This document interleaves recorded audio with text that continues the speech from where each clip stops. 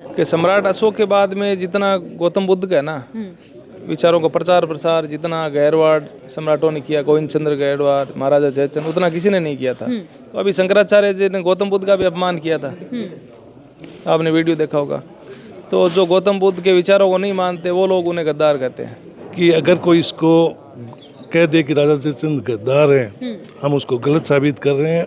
उन्होंने 2 करोड़ का इनाम रखा है। अब जो लोग कह रहे हैं कि नहीं वो गद्दार थे, तो उनके सामने आमने सामने डिबेट हो जाएगी। बड़ा ऐलान कर रहे हैं कि जो ये साबित कर देगा कि राजा जयचंद गद्दार थे उसे 2 करोड़ का इनाम मिलेगा। नमस्कार, द जनता लाइव में आप सभी का स्वागत है। मैं हूं आपके साथ नलिनी। 2017 में दिल्ली में एक ऐसी किताब का विमोचन किया गया जिसका नाम था राजा जयचंद गद्दार नहीं बल्कि देशभक्त बौद्ध थे। आज उन्हीं के वंशज हमारे साथ मौजूद हैं। एक नज़र डालना चाहेंगे इस पूरे कार्यक्रम पे। इस वक्त दिल्ली में राष्ट्रीय मुस्लिम मोर्चा का आयोजन किया गया है, जहाँ पर माननीय रविंद्र सिंह विदावत जी, जो कि राष्ट्रीय प्रभारी हैं क्षत्रिय मूल निवासी महासंघ के, और साथ ही साथ इस पूरे वंशज के भी हैं, उनसे बातचीत करेंगे। सबसे पहले सर स्वागत है आपका। जैसा कि मैंने उस किताब का जिक्र किया, जानकारी वहीं से शुरू करना चाहूंगी कि उस किताब के विमोचन से पहले हर जगह यही लिखा गया था कि वो गद्दार हैं, और उस किताब में खंडन किया गया कि राजा गद्दार नहीं थे। जी, लास्ट ईयर है ना, बाम साहब ने 1 करोड़ का इनाम भी घोषित किया था। अगर कोई उन्हें गद्दार घोषित कर देगा, हम 1 करोड़ रुपए देंगे जी। और कार्यक्रम पूरे देश में हम कर चुके हैं जी। राजा जयचंद को लेके एक ये भी कहा जाता है कि वो बौद्ध धर्म से ताल्लुकात रखते थे, क्योंकि उनकी दादी साहब बौद्ध धर्म से थी, लेकिन अभी तक कहीं भी प्रमाणित रूप से ये नहीं देखा गया है कि वो बौद्ध धर्म के थे। इसको लेकर आपका क्या कहना है? मैडम, जैसे जो भी राठौड़ है ना, राजा जयचंद के वंशज है, और अभी भी उनके जो पुराने मंदिर है ना, मूर्ति पूजा नहीं मिलेगी उसमें। आज से 5 उसमें गौतम बुद्ध के जो पद चिन्ह है ना, ये आप या तो मेरे गाँव में आ जाइए, मैं आपको दिखाता हूँ। दूसरा, जितने भी क्षत्रियों की रियासतें थी, किसी ने भी पर्टिकुलर नहीं बोला हम इस धर्म को मानते हैं। कोई उनका राज धर्म था, कहीं लिखा हुआ देखा आपने? किसी धर्म के बारे में नहीं बोला। उन्होंने हर धर्म का सम्मान किया। उनके राज्य में मंदिर, मस्जिद, गिरजाघर, गुरुद्वारे सब थे। तो आप पर्टिकुलर बौद्ध धर्म का काफी सम्मान, मैडम, हर धर्म का सम्मान करते थे। और उन्होंने जैसे बौद्ध विहार बनाए तो ज़मीनें दी। अभी भी आप देखोगे कि हमारे राजस्थान में काफ़ी गाँव में जो पुजारी ऐसी के हैं, और क्षत्रियों ने जो थे ना गांव के जागीर, उन्होंने ज़मीनें डोनेट करके 500 बीघा मंदिरों को। पुजारी अभी भी ऐसी है काफ़ी टाइम से जी। राजा जयचंद को लेके कई सारे अभिलेख भी हैं जिनमें ये भी जिक्र किया गया कि उन्होंने बौद्ध विहार बनाए, बौद्ध धर्म का काफ़ी संरक्षण भी किया। उसके बारे में भी हमारे दर्शकों को बताएं। मैडम, उनकी जो दादी जी थी, सारनाथ का बौद्ध विहार 9 मंजिला उन्होंने बनवाया था। उसमें उन्होंने लिखा भी था कि मैं सम्राट अशोक के वंशज हूँ जी। जी, साथ ही साथ देखिए, आज आप इस कार्यक्रम में पहुंचे, एक तरफ मुस्लिम समुदाय साथ में, ये पूरा जो कार्यक्रम है वो राष्ट्रीय मुस्लिम मोर्चा हो रहा है, एक तरफ ओबीसी समाज भी यहाँ मौजूद है, साथ ही साथ दलित समाज भी यहाँ पर मौजूद है। एकजुटता दिखाने की कोशिश की गई है, जहाँ एक तरफ मुस्लिम और हिंदू कराने की कोशिश की जाती है, वहीं एक ऐसा मंच जहाँ हर जाति के लोग मौजूद हैं। इस पर आपका क्या कहना है सर? मैडम, अभी महाराणा प्रताप के बारे में आप जानते हैं कि उनके जो चित्रकार थे प्रमुख, जिन्होंने रागमाला वो पेंटिंग बनाई थी, मेवाड़ आर्ट ऑफ पेंटिंग्स है ना स्कूल, तो वो निसारुद्दीन थे। उनके हाकिम खान पठान सेनापति थे। और महाराणा प्रताप ने मस्जिद भी बनाई थी, पता है आपको? उदयपुर में उन्होंने मस्जिद भी बनाई थी, चांदपोल मस्जिद करके नाम है उसका। और जो महाराजा गंगा सिंह जी थे, उन्होंने जामा मस्जिद बनाई थी। महाराजा जसवंत सिंह जी, मतलब उन्होंने मंदिर बनाए, साथ में मस्जिद, हर धर्म का सम्मान किया था। जो बारमल थे, उन्होंने मदरसा भी ओपन किया था। तो धर्म के नाम पर कभी हमने ऐसा नहीं किया था। आप खुर्शीद भाई साहब हैं, कायम खानी मुस्लिम राजपूत, ये भी क्षत्रिय मूल निवासी महासंघ के राष्ट्रीय महासचिव हैं।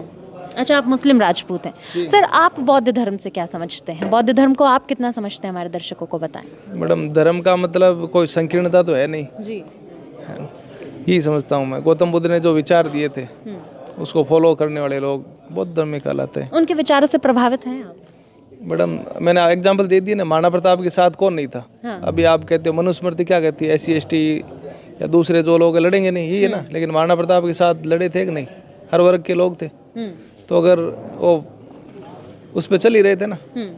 हर वर्ग के लोग का आपने जिक्र किया, यहाँ पर भी मुस्लिम समुदाय भी है और आप क्षत्रिय समुदाय से आते हैं।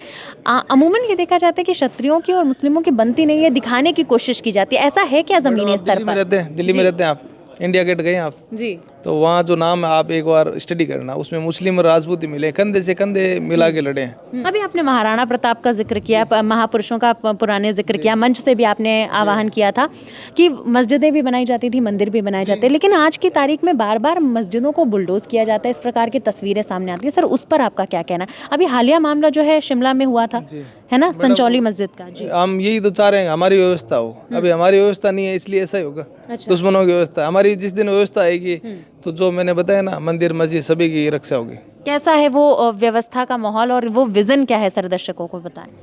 मैडम जो भी व्यवस्था है ना, हम हमारी व्यवस्था चाहते हैं, वो राजनीतिक सत्ता हो, धार्मिक सत्ता हो, चाहे आर्थिक सत्ता हो।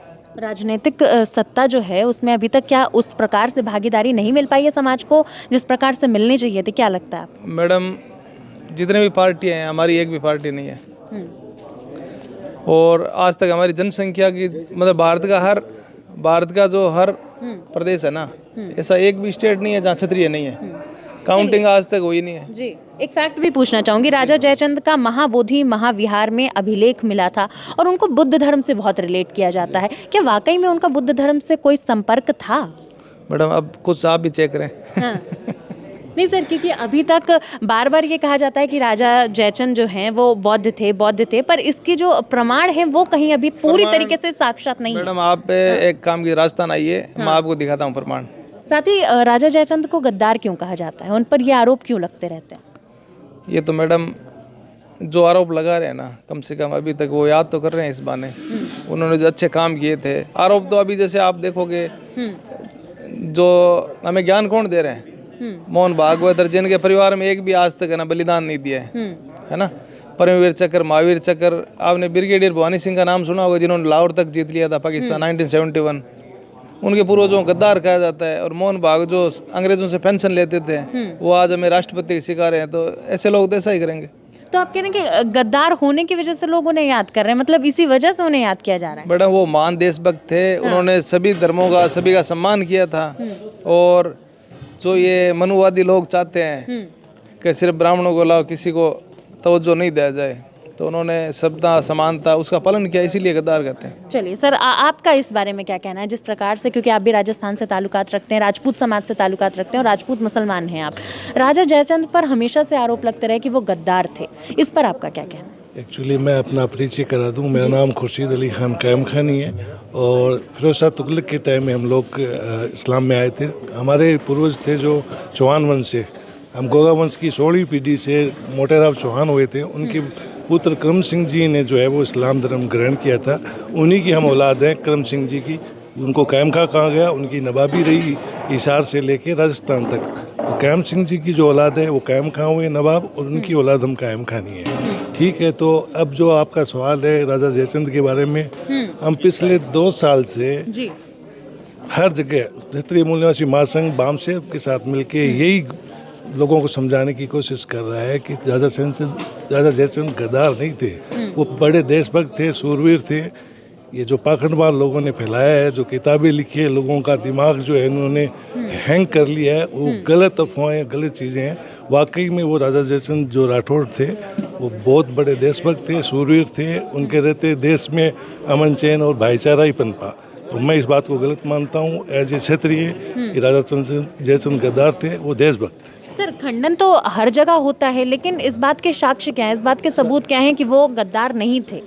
आखिर गद्दार क्यों कहा जाता है, ये एक बड़ा सवाल है। ऐसा है कि मैं जैसे ये बामसेब का स्टेज है, संगठन का स्टेज है, इसमें माननीय वामन मेश्राम साहब ने और डॉक्टर प्रोफेसर खैरात साहब ने इस पर बहुत बड़ी स्टडी करी है। वो ये कह रहे हैं कि अगर कोई इसको कह दे कि राजा जयचंद गद्दार हैं, हम उसको गलत साबित कर रहे हैं।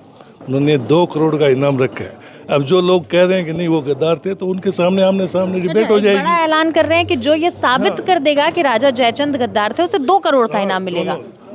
डॉक्टर विलास खैरात साहब और वामन मेश्राम साहब, पूरी बामसेब संगठन ही घोषित करता है कि कोई भी अगर उसको गद्दार घोषित करता है तो उसको 2 करोड़ का इनाम है। अपना साक्ष्य लेके आए, हम संगठन अपना साक्ष्य देगा, वो अपनी डिबेट करेगा।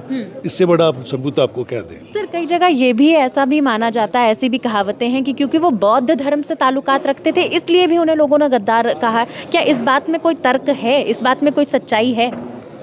हो सकता है, ये एक चर्चा का विषय है और एक सर्वेक्षण का भी विषय है। जी।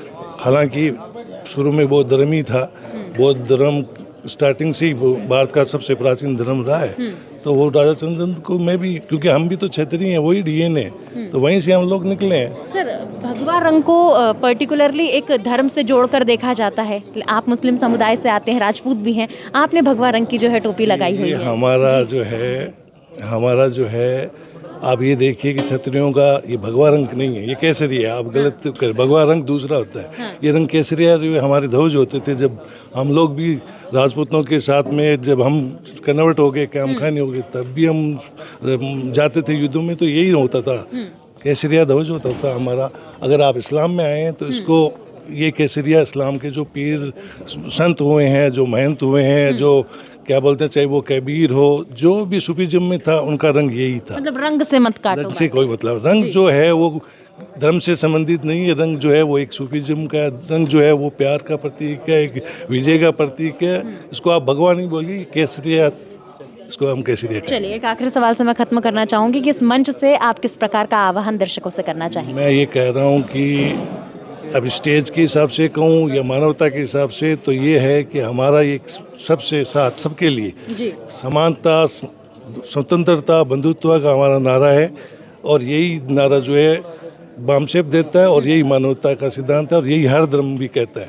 आप इसको मानोगे तो सारा अमन चैन फैल जाएगा, देश और विदेश में सबसे शांति फैल जाएगी। कि सम्राट अशोक के बाद में जितना गौतम बुद्ध का ना विचारों का प्रचार प्रसार, जितना गैरवाड़ सम्राटों ने किया, गोविंद चंद्र गैरवाड़, महाराजा जयचंद, उतना किसी ने नहीं किया था। तो वो सिर्फ मतलब आप यूपी या इसका मत मानिए, पूरे भारत की शान थे वो, तो भारत के सम्मान गौरव की बात थी। तो अभी शंकराचार्य जी ने गौतम बुद्ध का भी अपमान किया था, आपने वीडियो देखा होगा। तो जो गौतम बुद्ध के विचारों को नहीं मानते, वो लोग उन्हें गद्दार कहते हैं। अच्छा, आप कह रहे हैं कि जो तथागत गौतम बुद्ध के विचारों को नहीं मानते, वही लोग उन्हें गद्दार कहते हैं। गद्दार कहते हैं मैम। तो बामसेप के लोग मानते हैं, वो तो नहीं करे। उन्होंने 1 करोड़ का इनाम घोषित किया है। अब इस्लाम साहब ने लास्ट ईयर किया था, आप उनका भी ले लीजिए इंटरव्यू। सर, क्योंकि आप राजस्थान से ताल्लुकात रखते हैं और बौद्ध धर्म की काफ़ी अच्छी समझ है आपको, मैं चाहूँगी दर्शकों को ये भी बताएं कि वहाँ पर किस प्रकार के बौद्ध अवशेष हैं। पुराने जो मंदिर है, जैसे बीकानेर का किला है, तो जितने भी जातक कथाएं हैं वो पेंटिंग्स उकेरी गई है उसमें। अभी हमारे जो इतिहासकार आए थे वहाँ जयपुर, जो बीकानेर का किला है, उसमें जातक कथाओं की पेंटिंग्स है। आप कोई भी जो पीएचडी कर रखी है बुद्धिज्म में, उनको आप लेके आएंगे तो राजस्थान के जितने ना चित्तौड़ का किला हो, उनको आप देखेंगे तो आपको सब चीज़ें पता लग जाएगी। इस मंच से आप क्या मैसेज देना चाहेंगे जनता को, साथ ही साथ जहां हिंदू मुस्लिम लगातार हो रहा है मंचों से, उसके बारे में आपका क्या कहना है? मैम, अभी मैंने कहा था ना, क्षत्रिय हिंदू नहीं है, और वो तो सभी धर्मों को साथ लेके, महाराणा प्रताप की सेनापति हाकिम खान पठान थे, उनके चित्रकार थे नसीरुद्दीन, रागमाला पेंटिंग बनाई थी उन्होंने, मस्जिद का निर्माण भी किया था, मंदिरों का भी किया था। तो क्षत्रिय का तो धर्म है सत्य और न्याय का साथ देना। जैसा मुसलमानों में कहा गया जिहाद, सत्य और न्याय के लिए अपना सब कुछ बलिदान कर देना, वही हमारा छात्र धर्म है। और किसी भी राजा महाराजा ने पर्टिकुलर किसी धर्म के बारे में लिखा ही नहीं है कि हमारा ये राज धर्म है। चलिए, बहुत बहुत शुक्रिया सर आपका हमारे साथ बातचीत करने के लिए।